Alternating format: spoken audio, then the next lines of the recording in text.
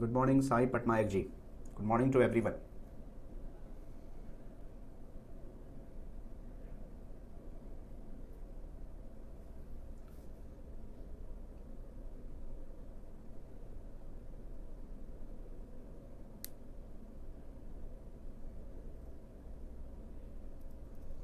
Okay, so let's start the today's class. Today we are going to discuss about all those viceroys who basically ruled in this particular British India after 1857. Good morning, Avinash. So we are going to discuss today about all those viceroys who were left over, and we have to consider this up to the 1947. We will go up to Lord Mountbatten. So we have to proceed. So let's start with the very first one. You see, Lord Lansdowne. After the revolt of 1857, which we discussed yesterday in the last class on Friday, in the League, the next important viceroy who came to this particular British India was the Lord Lansdowne. You might have heard about Lansdowne. It is a place as well in Uttarakhand. It is a small hill station. It's a very cool place. This Lord Lansdowne, he was the viceroy from 1888 to 1894.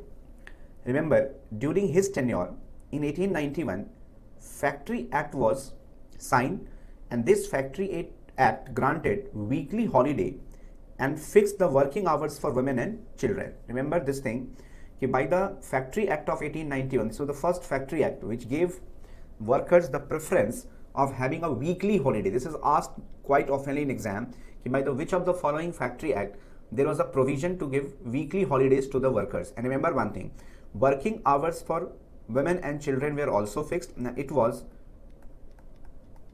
how many? 9 hours. Then civil services, which was started by Cornwallis, it was divided into imperial, provincial and the subordinate services. Here the simple question comes, the imperial is what? Which one? It is at the central level. Provincial is what? At the state level. And the subordinate services means through this subordinate services we have the appointment of lower officers, that is like the official clerk, then we have assistant post. These were created into the subordinate services. So we can simply understand it was a Lansdowne who decentralized, or we can say divided, the civil services into three parts. That was at the central services. The imperial services is also known as the central services. As we have UPSC, it is at the central level, state public service commissions at the state level, that is the provincial of that time, and subordinate services means those which are the union territories right now. In those particular areas we have the subordinate services. So based on that we have the imperial service, provincial service and subordinate services. They will ask you during the tenure of which viceroy the civil services were divided as imperial, provincial and subordinate services. You will say Lord Lansdowne. Then during his tenure, the Lansdowne Durand Commission defined the Durand line between British India and Afghanistan, which is now between the Pakistan and Afghanistan. And this Durand Commission was established in the year 1893. So in the geography we used to study that Durand line separates which countries. So right now we say it separates the Afghanistan as well as the Pakistan. But when India and Pakistan were united, that is before independence, it used to separate India as well. It used to separate India as well as the Afghanistan. Not India, we can say British India. So a very important thing is that a Durand Commission was set up which demarcated the boundary between British India and Afghanistan, which at present is between Pakistan and Afghanistan. And remember one thing, during his tenure, we have the Indian Council Act of 1892. Remember one thing, whenever you are studying about the Council Act, it simply means the number of members from the Indian side will be increased. And second thing, their rights will also be increased just in order to interact with the British officials, because it is believed that, and in the historical evidences we have learned that when the Viceroy Executive Council was started, then in this particular Viceroy Executive Council we have the provision of elected members and nominated members. I must make you one thing very clear. When it comes to nomination, then the British officials used to nominate only those people who were very much loyal to the Britishers, who helped the Britishers in the expansion of their factories, in the expansion of their administration, in the expansion of their trade in British India. So they were mostly the princely states, and the number of nominated members were always kept high, or the numbers were always kept increased just for one purpose, and that is what? Just in order to have the say over any of the ordinances, just in order to have the majority over any of the ordinances. Because in order to have the ordinances passed, in order to have the ordinances to get effected, you need to have the majority. Though I told you earlier, the entire power, the decision making power, even if the ordinance does not have the majority, it was vested with the viceroy. It means they have created all these councils just for the purpose of one thing, they are following the democratic process. But the democratic process was not followed at all, because it was authoritarian. What is authority? It was a dictatorship, and viceroy was given the ultimate power. But you have to simply understand one thing, during the Lansdowne, we have three important things happening. One is the Factory Act of 1891, which has the provision of weekly holidays, and it had the fixed hour of working for women and children. During his tenure, civil services were divided into central province services, central imperial services, provincial services, and subordinate services. And during the Lansdowne, we have the Durand Commission, which defined the Durand line between British India as well as the Afghanistan. Now we are discussing about the Indian Council Act of 1892. You see, this act of 1982 increased the number of additional or non-official members in the Legislative Council. When it comes to Legislative Council, always remember the work of the Legislative Council is to make laws. As of now, if we look at our constitution, so Indian constitution is based on the pillars of legislative, then we have the pillars of executive, third important thing is the judiciary, and the fourth important is the which one? Media. What is the difference? Legislature is one who makes the law, and who are the makers of the law in this constitution? Members of the parliament, who are also our representative in the elected form. Who are the executive? All the bureaucrats who implements all the yojana, who implements all the rules and regulations that is drafted by the parliament. And what is the role of judiciary? It acts as the guardian of the constitution, and it helps legislative and executive perform their function according to their jurisdiction, and they should not encroach each other's jurisdiction.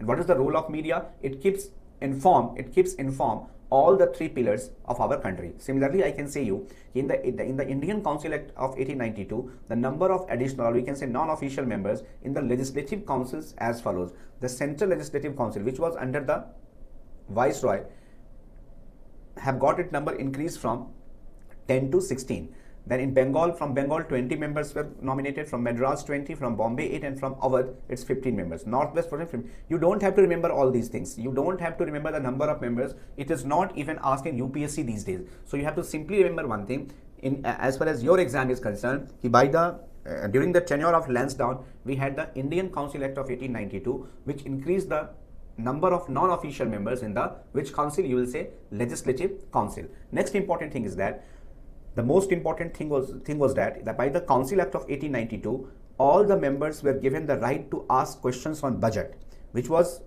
not allowed by the Indian Council Act of 1861 on or matters of public interest, but had to give a notice of 6 days for it. You see, by the Council Act of 1892, all the members of the British India Legislative Council, were given the permission, because you see, till 1861, we can say till 1861, by the Council of 1861, none of the members of the Legislative Council were allowed to discuss, were not allowed to ask any of the question over any of the law or any of the ordinances that was passed by the Legislative Council. But by the Act of 1892, it gave some privilege, it gave some benefits, or you can say it gave some edge to the which one? British to the Legislative Council members, that they have the right to ask the question over a budget. What is a budget? It's the annual financial statement of the expected expenditure and we can say revenue receipt which we are going to use for the development of the country.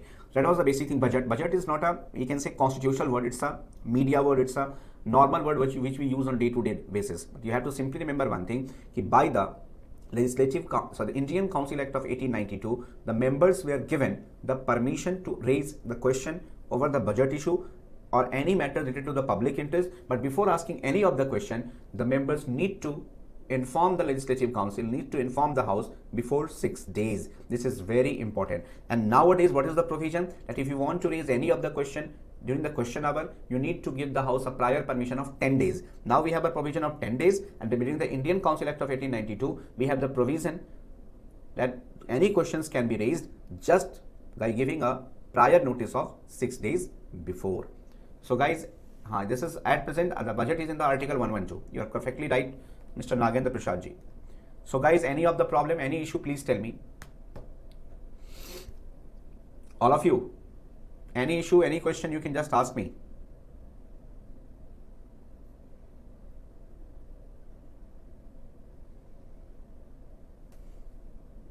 Shall I proceed?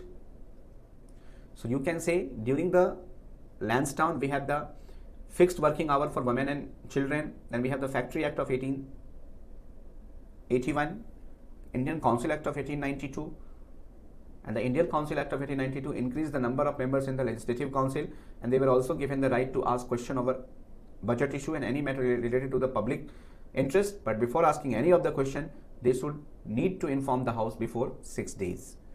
Next important is the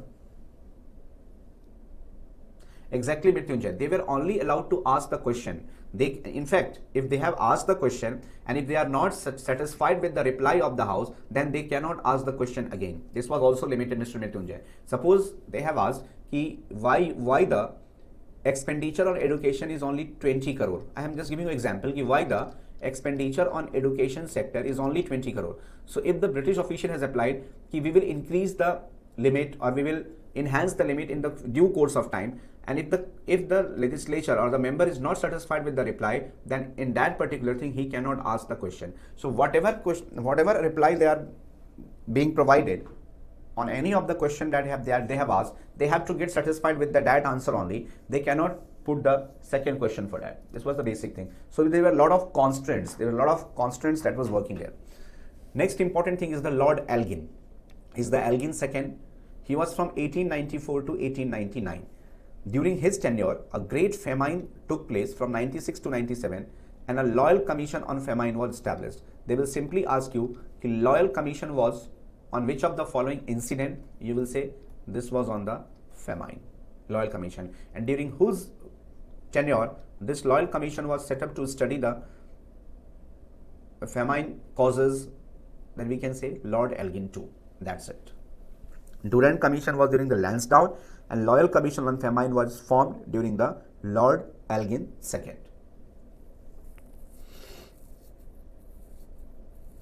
Guys, any doubt, any question, any query?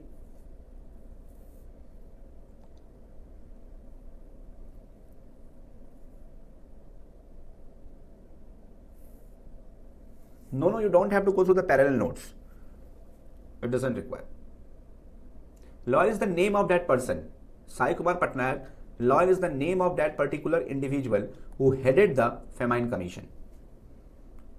It's not loyal or like object, it's the name of that particular individual or the person who headed the Famine Commission and suggested what measures must be taken just in order to avoid such incident in the future, and what are the basic requirements that we need to develop, what are the basic infrastructure that we need to develop.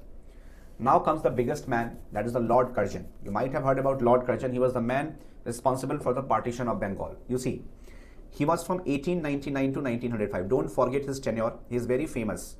1899 to 1905. He is known for the creation of the famous Victoria Memorial on the death of British Queen Victoria in 1899. And this particular Victoria Memorial was constructed in Kolkata. It was constructed in which part? Calcutta in 1899 after the death of the British Queen Victoria. He appointed the first Police Commissioner of India in the year 1902. So we can say the post of Police Commissioner came during the tenure of Curzon, and he was the first to. In fact, you can say the reforms in the police department was basically initiated by the Curzon. During his tenure, a commission was appointed that is known as Sir Thomas Ralph Commission in 1902 in order to suggest reforms regarding universities. So they will ask you that Thomas Ralph Commission is associated with which of the following reforms. So if they say primary education, secondary education, establishment of universities, or technical education, then you will go with the universities. So Ralph, I told you, Loyal Commission was on the famine during Lord Elgin II, and the Ralph Commission or the Thomas Ralph Commission in 1902 under Lord Curzon was appointed to suggest reforms regarding universities. The Indian Universities Act of 1904 was passed on the basis of its recommendation. Next important thing is that Ancient Monuments Preservation Act of 1904 was also passed, and this led to the establishment of Archaeological Survey of India. An Agricultural Research Institute was established at Pusa in Delhi. Indian Coinage and Paper Currency Act was passed, and partition of Bengal took place. You see, so many reforms are being done. So we can say during Curzon, so many of social reforms were initiated, along with one of the infamous incident that led to the partition of Bengal on 16th October 1905. This partition took place on 16th October 1905. But before that, we have the Universities Act of 1904. Then we have the next one, NC Monuments Preservation Act. We can say Monuments Preservation Act. It also came in the same year, 1904. Then we have the, along with this Monuments Preservation Act, we have the establishment of Archaeological Survey of India. But I told you that the first attempt to establish the Archaeological Survey of India took place in 1861, and it was during Canning. But the real Archaeological Survey of India, the modern Archaeological Survey of India, which is working best in order to study the historical places of our country, which is working in India to preserve the historical monuments of our country, it came into existence in 1904 by the Ancient Monuments Preservation Act. So we have Universities Acts of 1904, Ancient Monuments Preservation Act, that is also of 1904. Third important thing is that in order to have better productivity in the agriculture sector, in order to provide introduce new techniques in the agriculture sector, just in order to enhance the productivity, because at that point of time, you can simply understand, when we were living under British India, then simply understand 85% of the people in India, they were basically dependent on agriculture sector for the purpose of their livelihood. So the sector which is providing highest livelihood to the people, the sector which is providing highest employment to the people, it was the agriculture sector. And this, in order to enhance the we can say productivity of agriculture, Agriculture Research Institute was also established, and it was first established at which place? There's a Pusa. It's a place in where? Delhi. There we have the first Agriculture Research Institute established in the same year 1904 by Lord Curzon.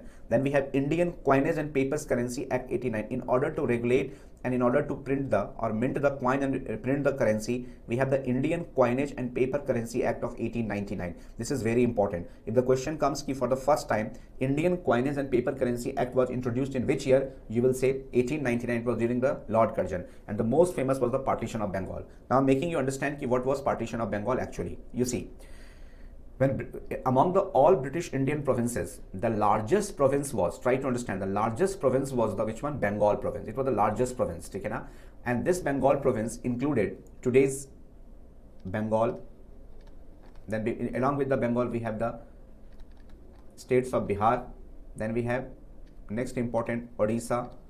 Then we have the provinces of Bangladesh and regions of Assam.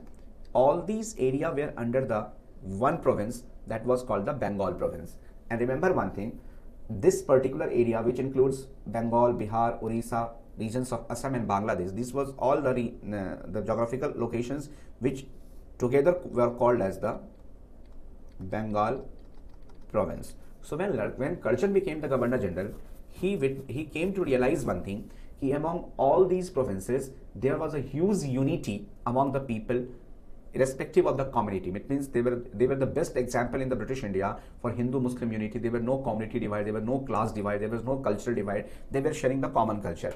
And among all these important locations, Bengali was the prominent language. So Curzon thought, if he wants to continue the British rule in India, first of all, this unity must be divided. This unity of all these provinces, the unity of all these areas must be divided. And just in order to decrease the number of Bengali speaking people, or you can say just in order to decrease the unity, or just in order to separate these people from each other, he went for the partition of Bengal. In fact, as far the Curzon's diary is concerned, as far the historical evidences are concerned, Curzon did not told all these things. According to Curzon, he told that I am dividing this Bengal because it is hard to administer, it is hard to rule, and it is hard to manage and this large portion of geographical area put together. So in order to have the better administration and effective administration, in order to implement the thing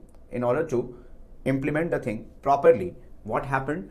He decided to divide the Bengal into two parts, and that is why the Bengal on 16th October 1905 was bifurcated or separated into two forms. One was called as the East Bengal and other was known as the West Bengal. Remember, the East Bengal included the parts of Bangladesh and the regions of Assam, and the West Bengal during 1905 included Bengal, Bihar and Odisha. And simply understand one thing, among the East Bengal provinces, the majority of Muslim population was larger. Among the which one? In the East Bengal province, the majority of the Muslim population was higher. And this East Bengal, majority of Muslim population, and the West Bengal, we have the majority of Hindu population. So we can simply smell one thing, from the during the tenure of the Karjan, there was a, we can say, separation of these two places just in order to create, you can say, community divide. Is it clear?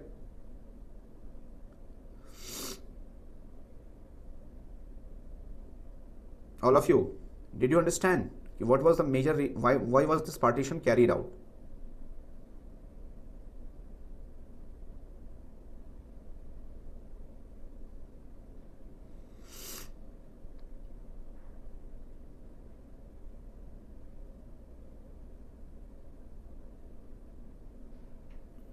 Got it, guys? Rajesh, what is your question? You said he appointed the first police commissioner, and then what was the name of that particular thing? Andrew Fraser. Remember his name, Andrew Fraser.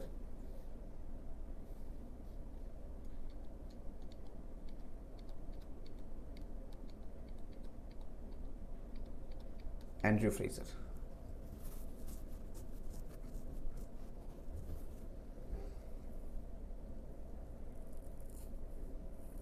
You see, in 1853, the first railway tracks were laid and the first train services was started. That was during Dalhousie in 1853. And the first railway board in India, that is Northern and Southern both, it came during the Karjan. But that was not official, that was unofficial. Exactly, Nagan Prasad, in the West Bengal area, we have the Bihar, Bengal and Odisha. I am writing again. When on 16th October 1905, the Bengal was divided into two parts, it created East Bengal and West Bengal. According to Karjan, this was done just in order to provide better administration, because it was hard to administer such a large geographical area with one headquarter. So he thought to divide Bengal into two parts. So I told you it was divided into two different provinces, West Bengal, which includes Bihar, Odisha and Bengal, and the area of East Bengal with majority of Muslim population included Bangladesh and the northeast, because in the northeastern parts we had only one state, that was called Assam at that point of time. So it was the Assam region which was the part of it. Is it clear, guys? Any confusion, any query, you can just ask me. So we have the Universities Act of 1904, Archaeological Survey of India, that is the Ancient Monuments Preservation Act. Then we have first Agriculture Research Institute at Pusa in Delhi, and Indian Coinage and Paper Currency Act 1899, and most importantly, the partition of Bengal on 16th October 1905. All these incidents took place, all these chronological incidents happened during the tenure of Lord Curzon. And remember one thing, just after the partition of Bengal in India, in the Bengal provinces, we had the Swadeshi movement started. Swadeshi movement was basically started just in, you can say, to oppose the partition of Bengal. And the two important figures who really took this revolt or took this particular revolution to the entire part of Bengal was the two men. One was the Rabindranath Tagore and second was the which one? Aurobindo Ghosh. Aurobindo Ghosh and Rabindranath Tagore are known as the real heroes of the partition, real heroes for the Swadeshi movement. And in that Swadeshi movement, we have the, we can say, manifestation of, or we have the presence of Hindu Muslim, and this was such a movement in which each and every section of the society participated just to cancel the partition of Bengal. It was the participation of women, participation of Hindus, Muslims, children, everyone. And Swadeshi movement basically worked on one principle, and that was we have to boycott the, or we have to forbid the, we have to simply understand one thing, we have to refuse the uses of foreign goods, and we have to only use those products which were being developed, which were being constructed, which were being produced within the India, and we have to simply foreign clothes. This was the most important clue. Foreign clothes boycotted. Uses of foreign clothes. Now, the first agriculture research was not in Bihar. It was on the basis of this Agriculture Research Institute, which was at Pusa in Delhi. A second was instituted in the same place, Pusha, that is in Bihar.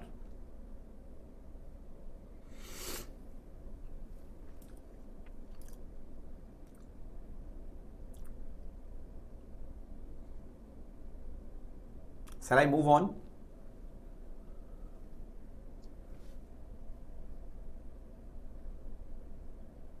Pusa is in Bihar.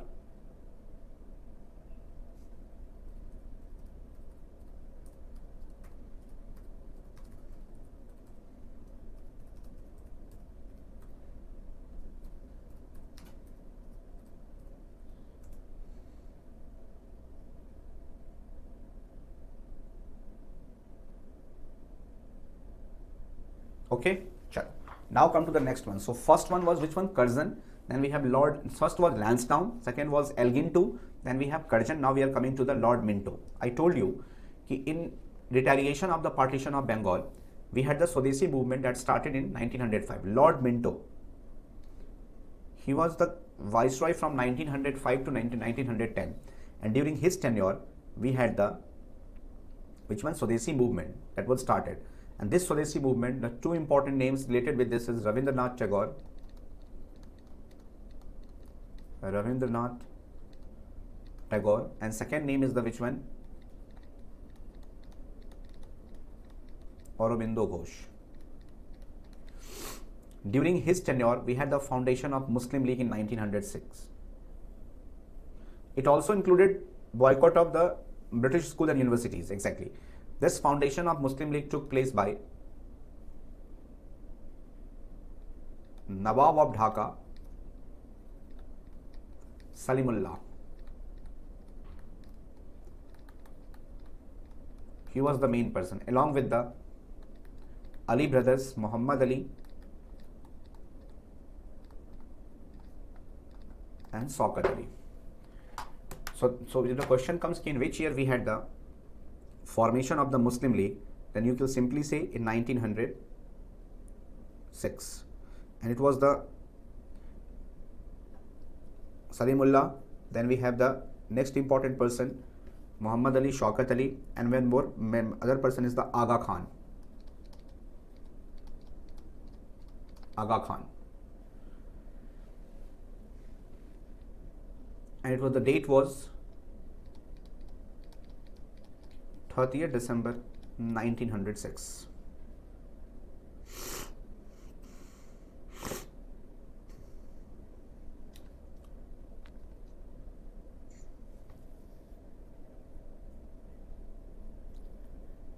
You see, now the question comes, I have a very good question from here, what was the reason of the formation of the Muslim League? You see, I have just given you an idea, and that idea is what? That with the partition of Bengal, Curzon tried to disunite Hindu and Muslim from each other. Now, after the formation of Indian National Congress took place in 1885, all the viceroy who came to India, they kept on analyzing one thing, the way Hindu-Muslim unity is functioning in India, and if this Hindu-Muslim unity continues for a longer time, then it will be hard for the Britishers to rule India for a long time. So because of which they went for the partition of Bengal, and after the partition of Bengal, when the India's largest province of Bengal was disunited, the Britishers thought, now let's create a rift, let's now create a difference, let's now create a bridge between, not the bridge, we can say let's now create a rift, or we can say a gap between Hindu and Muslim unity.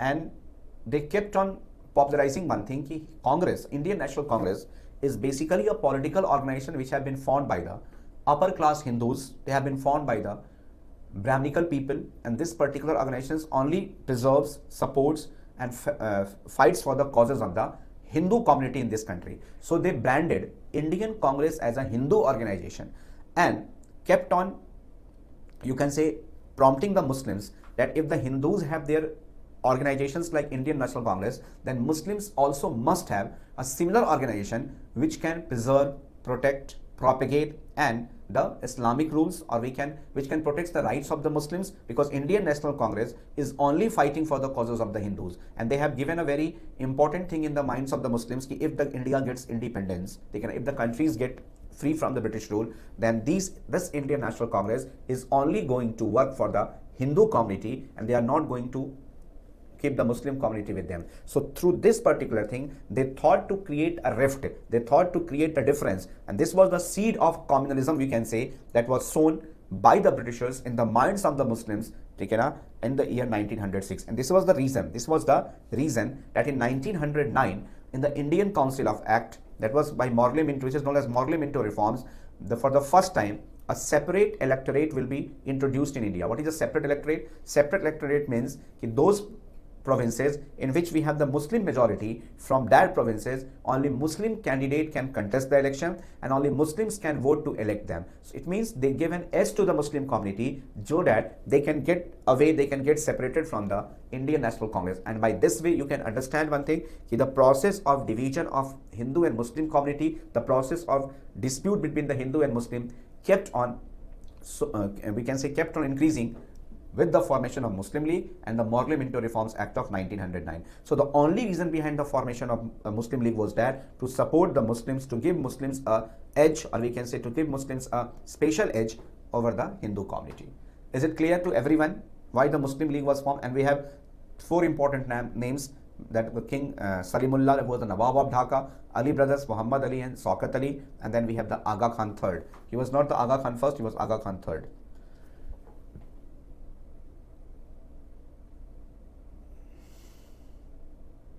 You see, Muhammad Ali Jinnah, when you go for the Google, when you search on the Google, it is said that Muhammad Ali Jinnah was also one of the founder of the Muslim League, but this was not true. Muhammad Ali Jinnah joined the Muslim League in 1911, and till 1911, Muhammad Ali Jinnah was in the Indian National Congress only.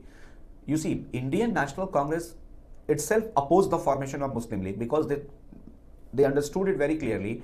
This organization is being floated, this organization is being supported by the Britishers only to create a disunity among the Hindus and Muslims. But this particular thing was not smelled by Muslim League. Muslim League thought that the Britishers are supporting them, Britishers are really caring for them, and you will see the entire historical process. The Muslim Leagues were cheated by the Britishers just on the, you can say, a confidence that they will reform, but no reform was done.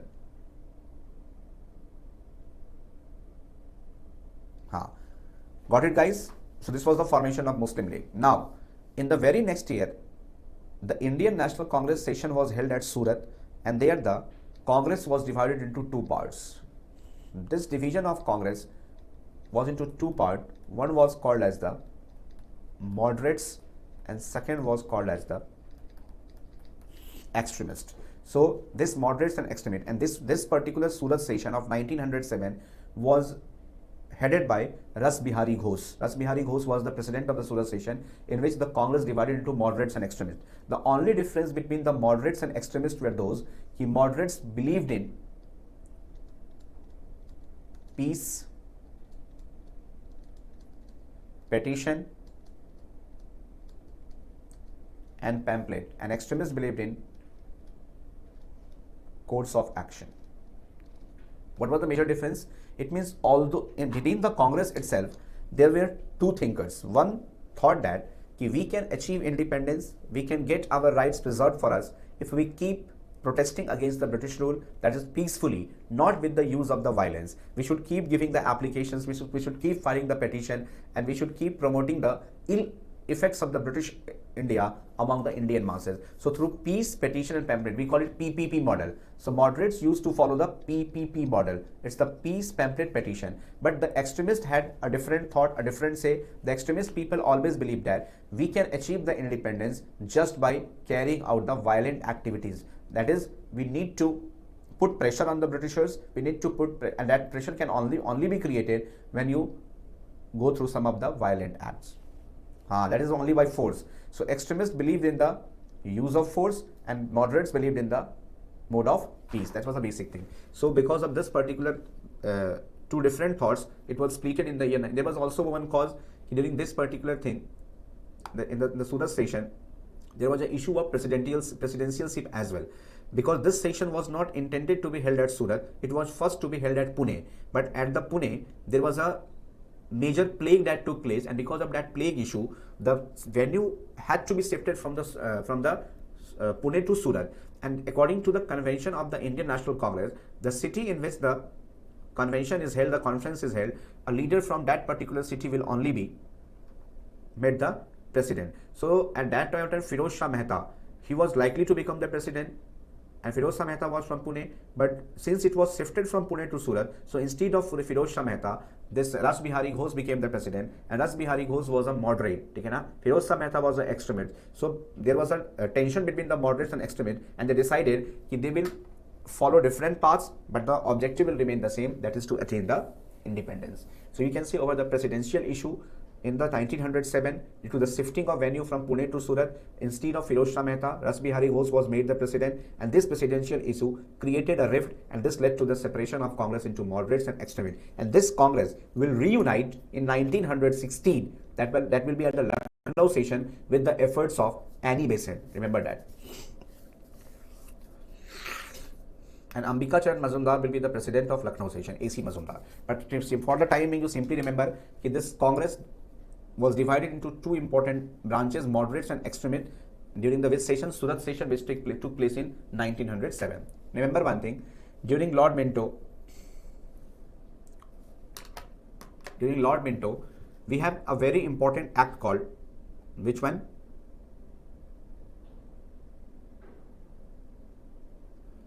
Morley-Minto reform. Remember one thing, the Minto is the viceroy, and Morley was the Secretary of State. And Secretary of State used to sit in the London, and he used to control all the British provinces wherever in the world. And this Morley-Minto reform, what was the impact of the Morley-Minto reform? It introduced separate and discriminatory electorate. I told you that this, for the first time, the seed of communalism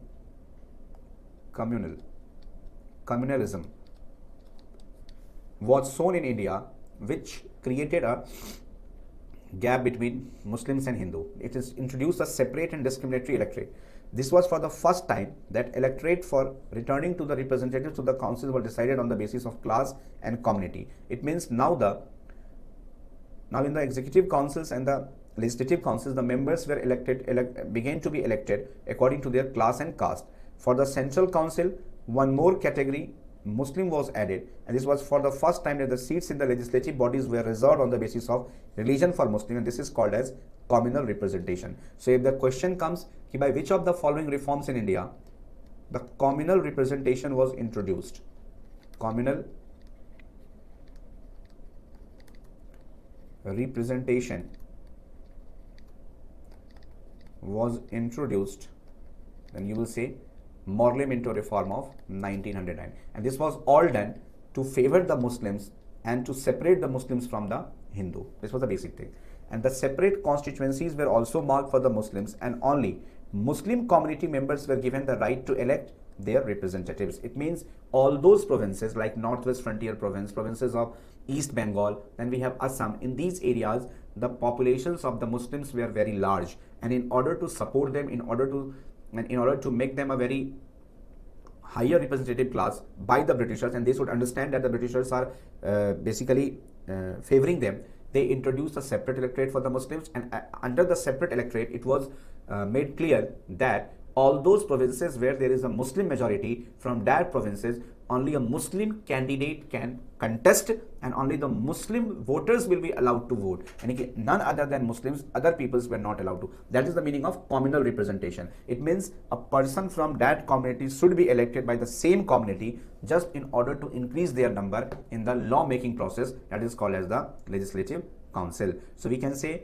seed of communalism was sown. We can say for the first time we have a separate electorate for a particular class or community introduced in India, and this was done just to create a rift between Hindus and Muslims.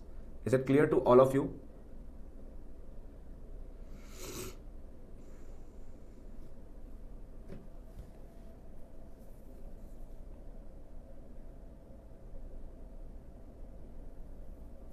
you see, the Hindus were not allowed to vote in that constituency, because when it is a communal representation, it means a person from that community, elected by that community, should be given the opportunity, not other than that. This was the sole objective of the separate electorate. Is it clear?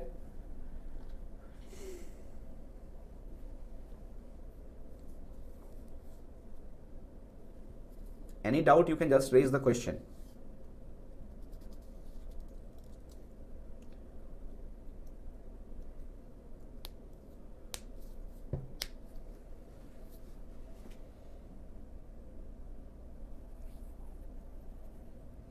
Shall I proceed?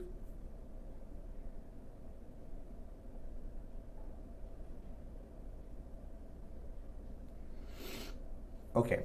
After Lord Minto came the Hardinge, and the tenure of Hardinge was from 1910 to 1916.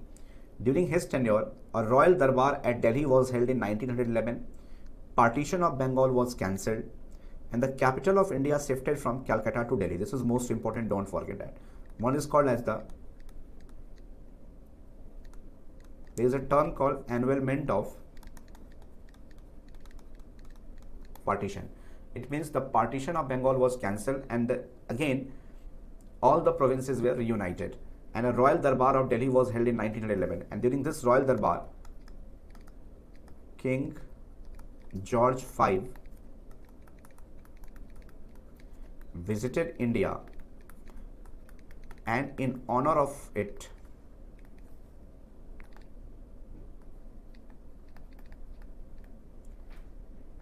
Gateway of India was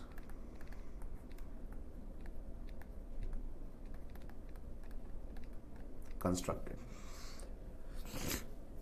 Remember that. The partition of Bengal was cancelled. Sorry, first of all, the Delhi Darbar was held at 1911. And what is that place? There is a place in Delhi called Nirankari.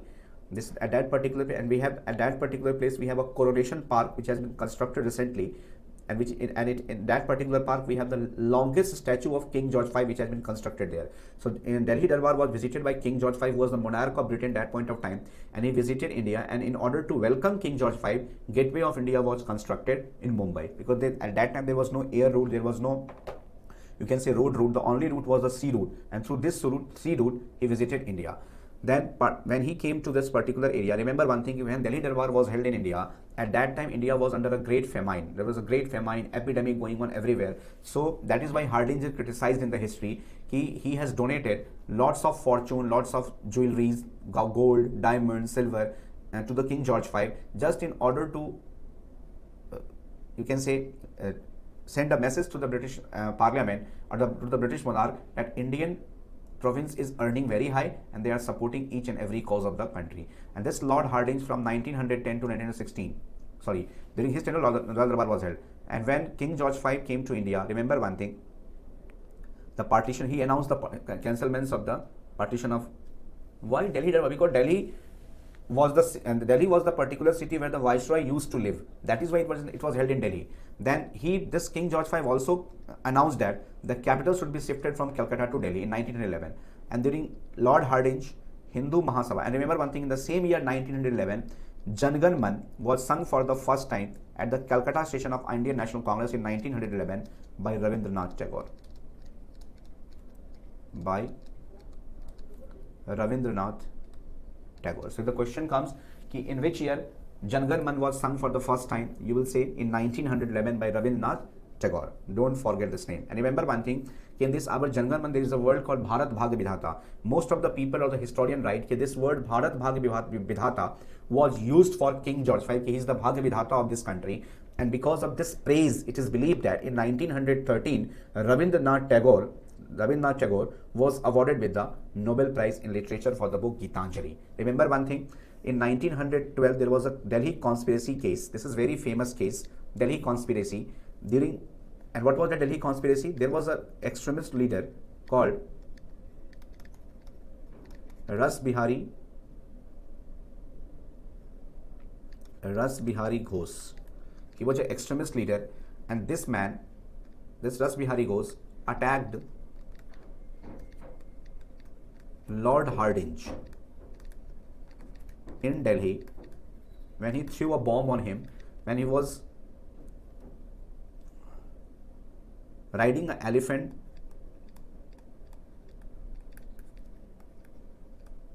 at Chandni Chowk.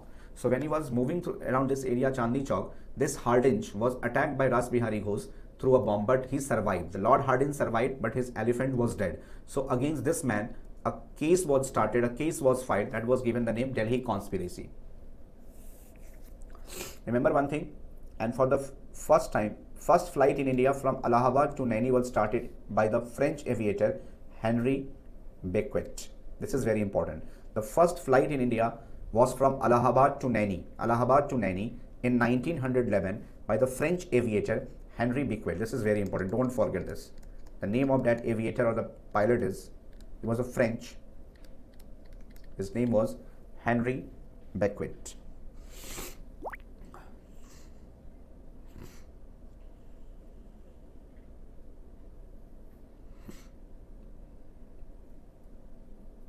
Is it done? And during Lord Hardinge only, the Hindu Mahasabha was founded by Pandit Madan Mohan Malviya.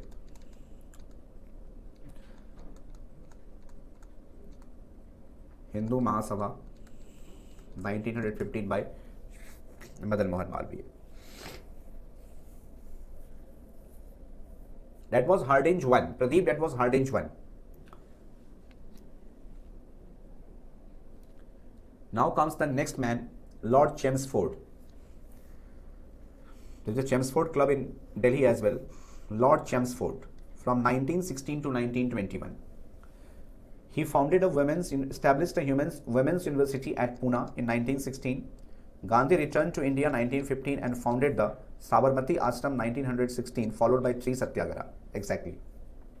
You see, when Mahatma Gandhi returned India on 9th of January 1915, he founded the Sabarmati Ashram in 1916. And this Sabarmati Ashram, which was founded by Mahatma Gandhi, this particular building was taken on rent. It was not his own building, it was taken on rent from a Gujarati person called Jeevan Lal. This is very important. And thereafter, he started 3 important satyagraha in India. He first started, which one? Champaran. Then it was the next one, Ahmedabad. And then we have the which one? Kheda. In the Champaran Satyagraha, he fighted for the Tinkatiya system as a 3 by 20th part. 1 kattha is the land measurement unit in the Bihar areas. So in this Champaran areas, indigo cultivation was very much in prominence. And this indigo cultivation reduced the productivity of the lands of those people who used to grow indigo on it. And suddenly, when this indigo plantation was forced to grow, when these indigos were forced to grow by the farmers under the rule of the British India. So in order to protect these farmers, in order to protect their agriculture produce, in order to protect their agriculture productivity, this Champaran Satyagraha was carried out by which one? Mahatma Gandhi. It was on the advice of Rajiv Shukla, who really invited Gandhiji to just take over this cause. In Ahmedabad, there was a problem with the trade association and the labor class because of the plague bonus. And in Kheda, there was a problem with the which one? No, in the Ahmedabad, there was a problem with the plague bonus, and the Kheda also, there was a problem with the agriculture produce. So this was you have to simply remember 3 important incident: Champaran, Ahmedabad, Kheda in the sequence. Champaran 16, Ahmedabad and Kheda. There is a code to remember, Charkha. This is Champaran, Ahmedabad, Kheda. Then Rowlatt Act came into the March 1919 during Lord Chelmsford. What was Rowlatt Act? Anyone, can you say what is Rowlatt Act 1919? Ahmedabad, we have the mill workers agitation just for the purpose of plague bonus. What was Rowlatt Act? Actually, it was also a very cruel act, or we can say draconian law in India, which allowed the Europeans to punish the Indian people or to punish the non-Europeans without their trial. It means if a person is named in any of the incidences, then before producing him to the court, he can be given the punishment. So that was called as the Rowlatt Act. And in order to protest this particular Rowlatt Act, there was a meeting called in Punjab by Saifuddin Kichlo and Satyapal Anand at the Jallianwala Bagh, and retaliation of it on 13th of April 1919, Jallianwala Bagh massacre took place. This was just in order to to protest the Rowlatt Act, because Rowlatt Act gave the European judges a supreme power, and they, according to this act, it was allowed that even that any of the non-Europeans, what is non-Europeans? We are talking about Indian, any of the Indian people or the non in the British India can be punished or can be given the punishment without producing him to the court or without his trial in the court. So Indians were put into jail without any trial. Exactly, that was the basic thing. So this was a draconian law, and in order to protest over that law, a meeting was called at Punjab at Jallianwala Bagh, and that particular meeting was conducted, and that particular stage was shared by two people. One is called Satyapal Anand, and the other name is the Saifuddin Kichlu. But according to one survey, the historical fact, it is told that in this particular meeting, all those people who have gathered to attend this particular meeting against the Rowlatt Act, implemented Rowlatt Act, General Dyer, without informing the crowd, opened the fire on it, and a lot of people were died. Thousands of people died, and in order to save them, they started to jump in the well. A particular well was there into that premise, and in order to save them from that particular firing, they started to jump on that particular well, and they died of suffocation. And General Dyer was the main kingpin. And in fact, General Dyer thereafter will be awarded with so many of honors in the Britain because of this cowardness act. But according to Britishers, that was a great act for them, but it was a coward act by the Indian historian. It was. And they have put a figure that there were only 376 official deaths. The official death was only shown 376, but it was much more in the multiple of it. Then Khilafat committee was formed, and Khilafat movement started from 1919 to 1920, and non-cooperation movement started from 1920 to 1922. This was the two important incidents. In fact, four important major incidents are taking place in Chelmsford only, 1916 to 1921. First of all, we have the Champaran, Kheda and Ahmedabad Satyagraha, Champaran, Ahmedabad and Kheda Satyagraha. Then we have Rowlatt Act of 1919, Jallianwala Bagh massacre. Then we have the Khilafat movements that was started in 1919. You see, what was this Khilafat movement? During 1919, we have the end of World War I. Try to understand. In 1919, with the Treaty of Versailles, the World War I ended, and the empire of the Khalifa. Khalifa was the head of all the Islamic country, and he was ruling from Turkey.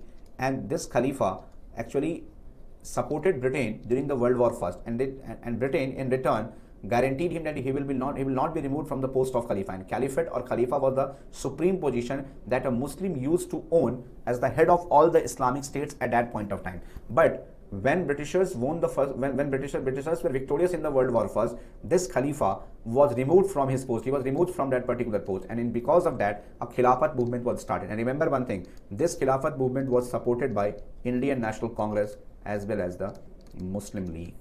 Muslim League was always in support of it because it was related to the rights of the Muslim, because their supreme leader, who was sitting in Turkey, was removed by the British Empire. So they thought to reinstall him on the same position. So Muslim League supported the Khilafat movement, and they asked Indian National Congress to support as well. And Indian National Congress also supported this movement because they saw a chance that by doing this, they will be able to win the heart of the Muslim community, and again a Hindu-Muslim unity will be established in India. So remember, after Swadeshi movement, for the first time, after Swadeshi movement of 1905, for the first time we can see the Hindu and Muslims community fought together, protested together in a revolt or in a revolution. That was the Khilafat movement. A Hunter Commission was basically that commission which was set up to probe the General Dyer infamous incident. I am discussing about the Khilafat movement, and this Khilafat movement further converted into the non-cooperation movement, which was from 1920 to 1920. And when it is non-cooperation in this particular movement, the non-cooperation movement, try to understand one thing: when Indian National Congress supported the Muslim League in the Khilafat movement, then what happened? This Khalifa, who was removed from the post of Caliphate at Turkey, he will be reinstalled. उसको वापस बुला लिया जाएगा. But the moment Khalifa will be installed on the throne of Turkey, the Muslim League will get separated from the Indian National Congress, which the INC never thought of. And when the Muslim League parted their base from the Indian National Congress, then the INC, in order to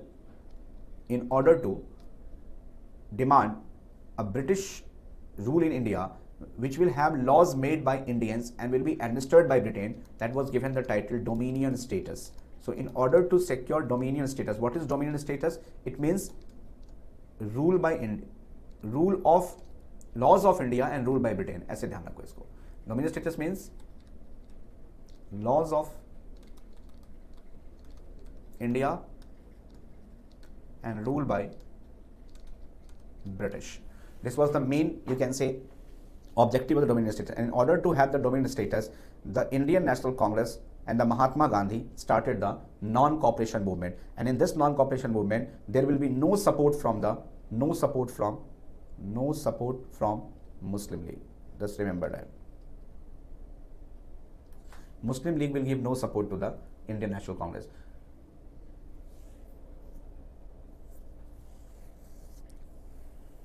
We can also add one more point, exactly Mrityunjay. The Home Rule movement, Home Rule League movement was also started. And the main person behind this was Annie Besant and Bal Gangadhar Tilak. They were the two men, Bal Gangadhar Tilak and Annie Besant. They started the home, but in the Maharashtra part, it was Bal Gangadhar Tilak, and other than Bombay, it was the Annie Besant who started the Home Rule League movement. And in 1916 only, at the Lucknow session, the moderates and extremists who got separated at the Surat session of 1907, they joined each other. So the reunion of the moderates and extremists took place during the tenure of Lord Chelmsford in 1916 at the Lucknow. Actually, Home Rule League was basically what? The Home Rule League movement was started just in order to inculcate the idea, just in order to incorporate the idea that every Indian should always go for the dominant state. Home Rule was a precursor of the dominant state. Home Rule means what?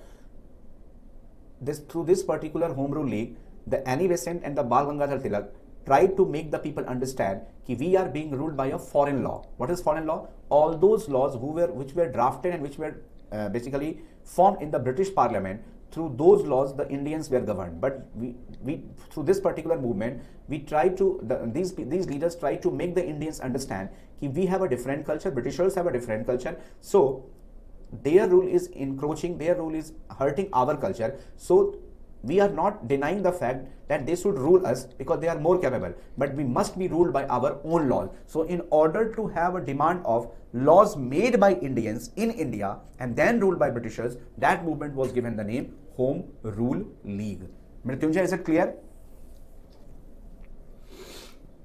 Leading Irving Wellington Webber.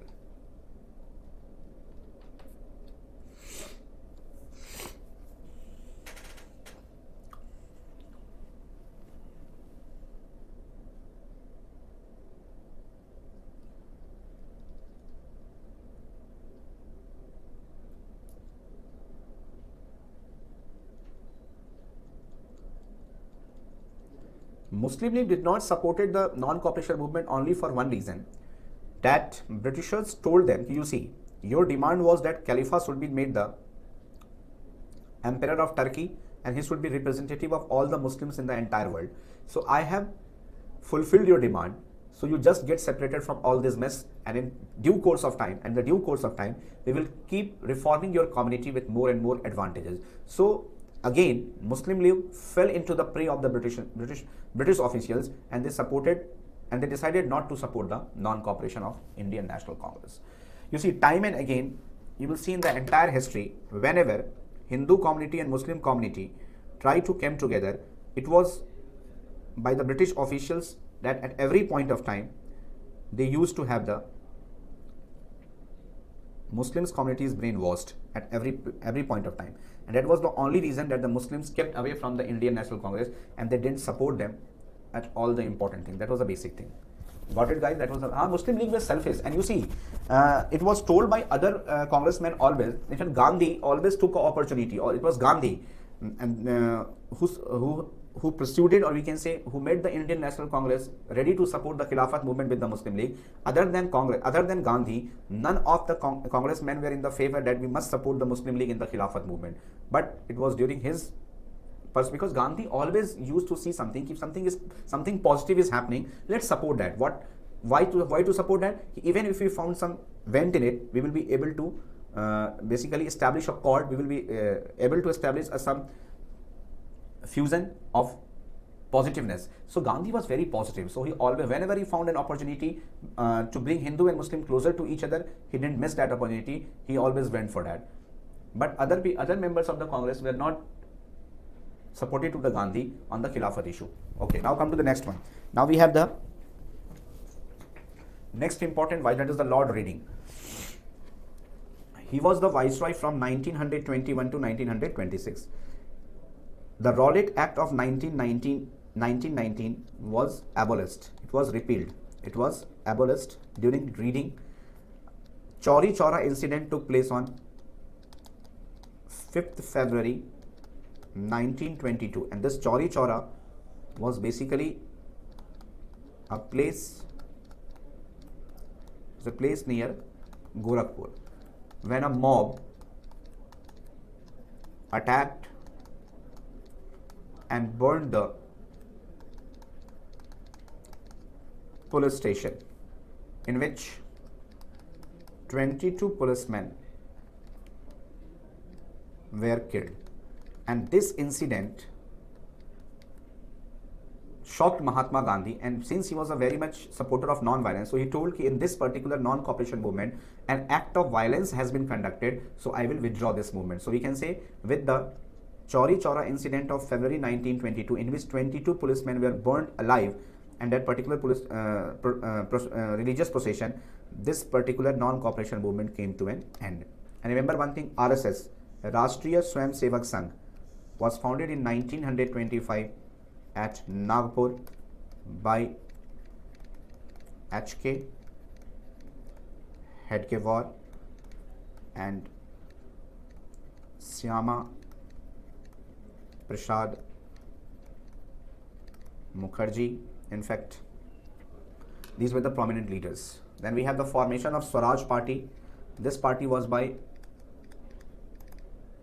Motilal Nehru and C.R. Das. These two people just parted their ways. They get separated from the Indian National Congress and they founded their own party called Swaraj Party, because they believed that the only way through which we can have the dominion status, the only way through which we can have the Indian laws and Indian rules established in British India, if we are present in the legislative council. So in order, and this Swaraj Party decided to contest the election of its own separate from the Indian National Congress, and through the council entry they wanted to have the reforms in the Indian laws. So in order to have reforms in the Indian laws by the Indian, so they thought it will take a lot of time if we go on through peace processes, so let's enter into the politics. But Gandhiji was never in support of the Swaraj Party. He told these people, if you get elected through the elections, then you will be lost in the glory of this particular post and you will not be able to achieve the objective for which we all are fighting. So Gandhi never supported the council entry, but this Swaraj Party, which was founded by Motilal Nehru and C.R. Das, they formed this particular party just for one purpose, that they wanted to have the council entry, they wanted to get elected into the British Council, and through that election they wanted to reform the entire legislative process. So this was the only reason why they went into this particular part.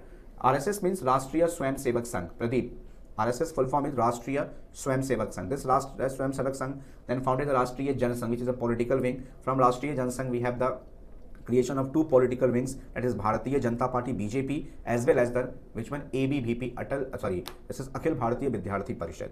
And in 1980 it was Atal Bihari Vajpayee along with Lal Krishna Advani, Pramod Mahajan. These were the prominent people who founded the Bharatiya Janata Party. BJP was founded in 1980 by Atal Bihari Vajpayee. They are the, we can say, child of the RSS.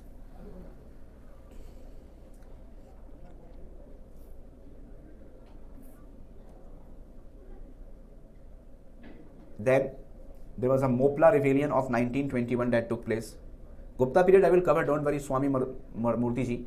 Then HRA was also set up in 1924. HRA, what is HRA? Hindustan Republican Association. It was Chandrasekhar Azad, Bhagat Singh, all these people founded this. There was it was the Act of Hindustan. It was HRA by the Chandrasekhar Azad, and there will be Hindustan Socialist Republican Association, HSRA. It will be by the Bhagat Singh. HRA, Hindustan Republican Association, will be started in 1924 by Chandrasekhar Azad. It will be by Chandrasekhar Azad.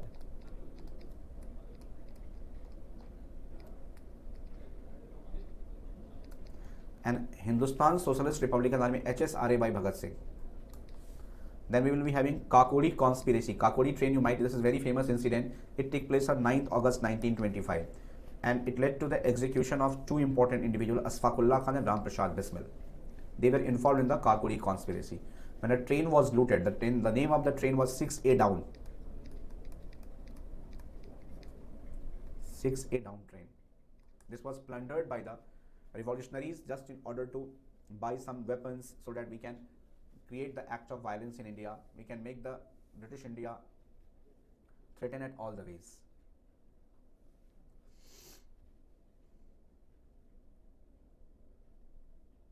Am I not audible to all of you? Please check. Am I not audible? This Hindu Mahasabha, no, the ideology of the Hindu Mahasabha was incorporated into the RSS. So RSS, you can say Hindu Mahasabha was the prelude and RSS was the result.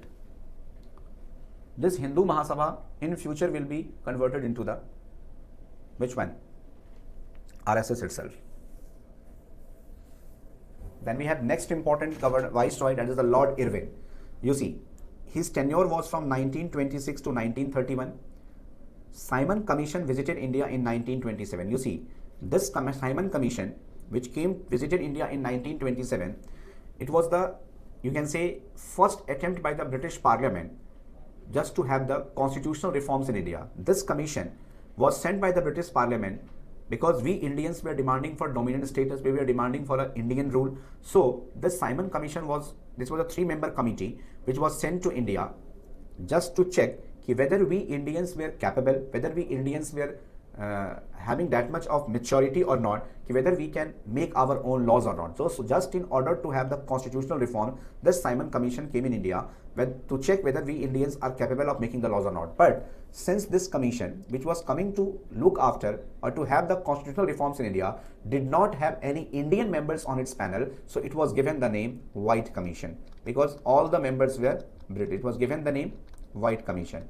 And when these people first of all came to Bombay, then there was a slogan shouted out all around the country that was given the name Go Back Simon. And why Go Back Simon? Because it was all a White Commission, because all the members were Britishers and they were being sent in India to have the constitutional reforms in India. So if a committee is coming to this country to have the constitutional reforms of our country and we have no member from our own country, it means what? It means it is very clear that they were not intended to develop it. So there was an issue with this particular committee.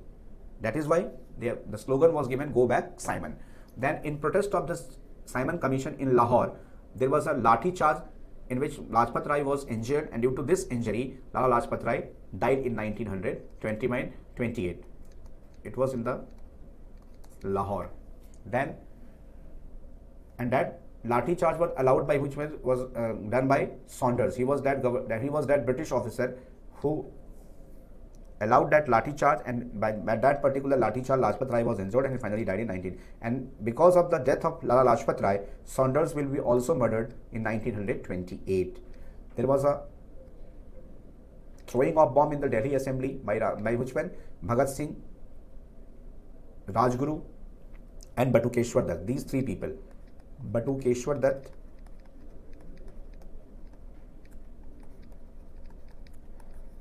Rajguru and Bhagat Singh.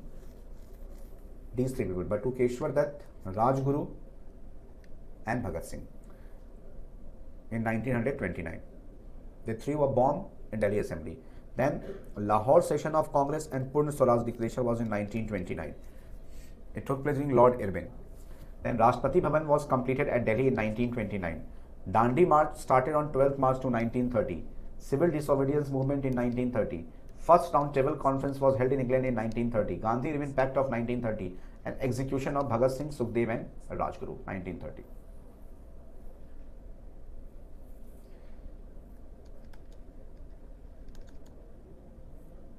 Sukhdev. Okay guys, so first of all you see, when Batukeshwar Dutt, Rajguru and Bhagat Singh, I'm so sorry, it was not Batukeshwar Dutt, it was Sukhdev. It was Sukhdev, Rajguru and Bhagat Singh. These 3 people in the Central Hall of Parliament basically threw a bomb. And why this bomb was thrown in the Central Hall of Parliament? Because their intention was not to harm anyone, their intention was not to kill anyone. They have always thought one thing, that these Britishers are not listening to the causes of Indians, they are not paying attention to the sufferings of Indians. So he thought कि in order to make the deaf hear, कि बहरों को सुनाने के लिए धमाकों की जरूरत होती है. In order to make the deaf hear, they simply threw a bomb at a distance from the people sitting over here, just in order to make their presence कि we are also fighting for the cause of Indians. ठीक है ना? So please concentrate on that. And after throwing the bomb, they did not run away from there, they surrendered. ठीक है ना? And when they surrendered, then these people, Sukhdev, Rajguru and Bhagat Singh, they were also involved in the murder of Saunders in 1928. It was the same Saunders who injured Lala Lajpat Rai at Lahore while he was protesting against the Simon Commission. So they thought that they will take the revenge of Lala Lajpat Rai death. So these people plotted a murder of Saunders, and it was given the name Lahore Conspiracy. So if the question comes, what is Lahore Conspiracy? You will say Lahore Conspiracy is basically the incident in which Saunders was murdered by the revolutionaries, that is Rajguru, Sukhdev and all these people. So don't forget his name. And remember one thing, that was called the Lahore Conspiracy.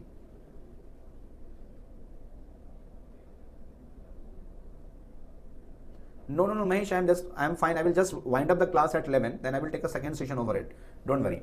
So I told you, that was given the name Lahore Conspiracy. Then after Lahore, and this was the only Lahore Conspiracy in which Saunders was killed by these people. So when these people will be arrested, Sukhdev, Rajguru and Bhagat Singh, after bombing the Central Delhi Assembly, then what will happen? The Britishers will try to execute them, but they were not finding the case against them. So what happened? Meanwhile, the Lahore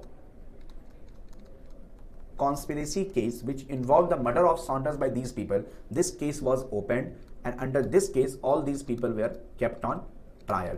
And that was the only thing which led to the execution of Rajguru, Bhagat Singh and Sukhdev in 1931 on 23rd of March. So if the question comes on what basis the execution of Bhagat Singh, Sukhdev and Rajguru took place on 23rd March 1931, it's called the Shahid Divas, we can call it Shahid Divas, then you will say it was on the basis of Lahore Conspiracy case. And what was Lahore Conspiracy case? You will say it was the murder of Saunders by Rajguru, Bhagat Singh and Sukhdev. Then in 1929, Lahore session of Congress was conducted, and this particular session of Congress was presided by Pandit Jawaharlal Nehru. Execution means hand till death, to kill someone, to put to death, that is called execution. Remember one thing, in this particular Lahore session of the Congress, which was presided by Pandit Jawaharlal Nehru, a new place was taken that was called the Purna Solar. It is called complete independence. It means now they were not going for dominion status because they have shouted much, they have done everything, but the Britishers were not in a mood to grant dominion status. Now they have told, now we don't want dominion status, we now need what? The complete evacuation of India, British India, from the British rule. It means we don't want British rule no longer, we want to have the complete freedom in all the senses. That was that was basic the concept. Now what happened? In the same Lahore session of Congress in 1929, remember one thing, on 26th of January, on 26th of January 1930, the tricolor was first of all unfurled on the bank of river Ravi. This question comes quite often, when was the first tricolor unfurled? When was the tricolor was unfurled for the first time? Then you will say it was on 26th January 1930 on the bank of river Ravi. And that was observed as an Independence Day as well. This is the Lahore session. Then Rashtrapati Bhavan completion was taken in 1929. That was on Raisina Hills and was designed by Edward Lutyens. Then what happened? A famous Dandi March will take place, civil disobedience movement will take place, first on Rebel Tribal Conference, and then Gandhi Irvin Pact. All these things I will discuss with you in the next class. This will be done in the next class. I will teach you all these incidents in deep. Okay guys, so thank you so much for the today's session, and we will meet on Wednesday.